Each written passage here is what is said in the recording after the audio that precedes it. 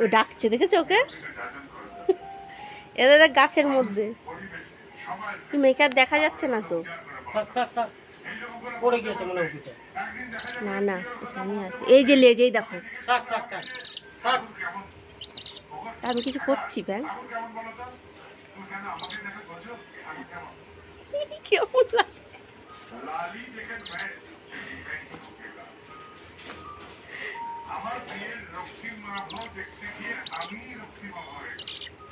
আয় আয়, এও গাছে উঠবে।